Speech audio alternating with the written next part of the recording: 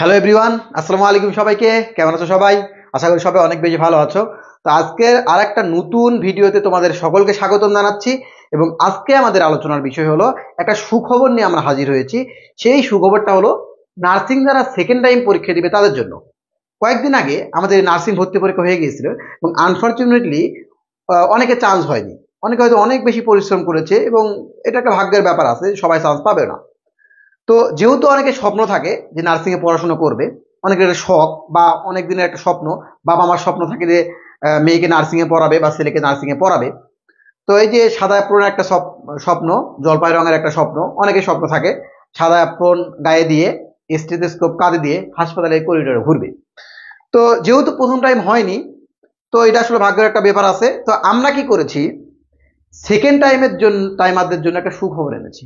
এই সুখবরটা কি জিনিস দেখো, সেকেন্ড টাইমার যারা এখন আসো তোমরা, তোমাদের কাজটা তোমরা এখন থেকেই শুরু করে দাও। তোমাদের জন্য, তোমাদের কাছে আমার রিকোয়েস্ট থাকবে, এখন থেকে শুরু করে দাও। চান্স পাও নাই, হতাশা, এখন থেকে অল্প অল্প করে শুরু করো। হয়তো একবারে তোমাদের এরকম হবে না যে একবারে আমি পড়তে বসবো, এরকমটা হবে না কখনো। অল্প অল্প করে পড়ো, গ্রাজুয়ালি তোমার পড়ার লেভেলটা বাড়াও। একদিন 1 ঘন্টা পড়ো, পরের দিন 2 ঘন্টা, পরের দিন 3 ঘন্টা। নিজের সাথে কম্পিটিশন করো, নিজেকে নিজের একটু কম্পিটিশনটা বাড়াও যে আমাকে নার্সিং এ চান্স পেতেই হবে। তাহলে এখন থেকে তুমি যদি নার্সিং এর জন্য প্রিপারেশন নাও, এখন থেকে যদি প্রস্তুতি নাও, তাহলে তোমার বেনিফিটটা কি হবে দেখো। যারা ফার্স্ট টাইম নার্সিং ভর্তি পরীক্ষা দিবে, এবং তুমি যেহেতু এখন থেকে প্রিপারেশন নিচ্ছ, এবং যারা ফার্স্ট টাইম দিবে তারা আরো 2 থেকে 3 মাস পরে প্রিপারেশন নেওয়া শুরু করবে। তার মানে তাদের থেকে তুমি অনেক এগিয়ে থাকতেছো, তাই না? এবং যেহেতু ফার্স্ট টাইম এবং সেকেন্ড টাইমারদের মধ্যে কোনো নাম্বারের তারতম্য নেই, মানে তুমি যদি সেকেন্ড টাইমও দাও তোমার নাম্বার কাটবে না। তাই তোমাদের এটা একটা সুবর্ণ সুযোগ যে এখন থেকে যদি তুমি পড়ে যাও, যদি এতদিন অনেক পড়াশোনা করেছো, তাহলে এখন থেকে যদি এটা কন্টিনিউ করো, তাহলে দেখো যারা ফার্স্ট টাইম পরীক্ষা দিবে ওরা কিন্তু এখনই কন্টিনিউ করবে না। ওরা কি করবে, এইচএসসির পরে, পরীক্ষার পরে থেকে প্রস্তুতি নেওয়া শুরু করবে। তাই তোমাদের উচিত হবে তোমাদের এই সুযোগটাকে কাজে লাগানো। এখন থেকে তোমরা গ্রাজুয়ালি একটু নিজেকে ডেভেলপ করো, যে যেহেতু আমাকে চান্স পেতে হবে, তাহলে আমাদের সময় নষ্ট না করি। এবং আমরা আমাদের কোর্সটাতে, আমরা যে কোর্স লঞ্চ করতে যাচ্ছি, এবং এই কোর্সে আমরা কি করেছি, প্রতিদিন হয়তো এখন একটু কম পড়াচ্ছি, কয়েকদিন পরে একটু বেশি পড়াচ্ছি, তাহলে এরকম করে কন্টিনিউ একটা রুটিন করেছি, যাতে করে স্টুডেন্ট সব সময় পড়াশোনার মধ্যে থাকে। এবং তুমি দেখবে এক সময় চান্স পেয়ে গেছো। কোনো একটা প্ল্যাটফর্মের সাথে তুমি যদি যুক্ত না থাকো, তাহলে মনে হবে যে একবার আজকে একটু পড়ি, আজকে একটু গান শুনি, আজকে একটু ওখানে যাই, আজকে একটু ঘুরতে যাই, এরকম মনে হবে। চাই যে কোনো একটা লেভেলের সাথে যুক্ত হওয়া উচিত, যে কোনো একটা প্ল্যাটফর্মের সাথে। আমাদের প্ল্যাটফর্মে আমরা কি বলেছি, অ্যাসপায়ার নার্সিং এর পক্ষ থেকে চ্যালেঞ্জ নিতে প্রস্তুত আমরা। এবং তোমরা যদি আমাদের ক্লাসগুলো নিয়মিত করো, আমাদের যেহেতু দেখা যাচ্ছে যে 70টার মতো লাইভ ক্লাস আছে, প্রত্যেকটা বিষয় ভিত্তিক অনেকগুলো লাইভ ক্লাসের আমাদের আয়োজন করা হয়েছে, এবং 60 থেকে 70টা আমাদের লাইভ ক্লাস আছে। এবং সেটা প্রত্যেকটাই অধ্যায় ভিত্তিক এবং প্রত্যেকটা বিষয় ভিত্তিক, ঠিক আছে? লাইভ ক্লাস বাদেও সলভিং ক্লাসও আছে অনেকগুলা।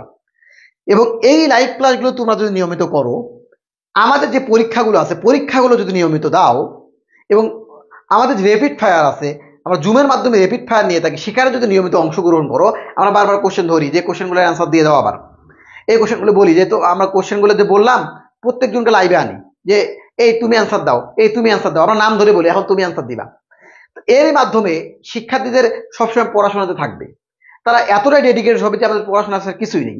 এবং যারা খারাপ করতেছে তারা পার্সোনালি আমরা ফোন দিই, যে কি করতেছো, তোমাদের পড়াশোনার কি অবস্থা। অভিভাবকও মাঝে মাঝে ফোন দেয়, এবং অভিভাবকের কাছেও আমাদের রেজাল্ট, তোমাদের রেজাল্টগুলো পৌঁছে যাবে। তো এই অ্যাসপায়ার নার্সিং এর থেকে আমরা চ্যালেঞ্জ নিতে প্রস্তুত যে তোমাদের চান্স ইনশাল্লাহ হবে। তোমরা যদি আমাদের নিয়মিত পরীক্ষাগুলো দাও, নিয়মিত র্যাপিড ফায়ারে অংশগ্রহণ করো, পরিশ্রম যদি নিয়মিত করে দাও, ইনশাল্লাহ তোমাদের চান্স হবে। আল্লাহ তাআলা পরিশ্রমকারীদের পরিশ্রম কখনো বিনষ্ট করবে না। তাহলে আমরা কি বলেছি, second time nursing sure chance ব্যাস।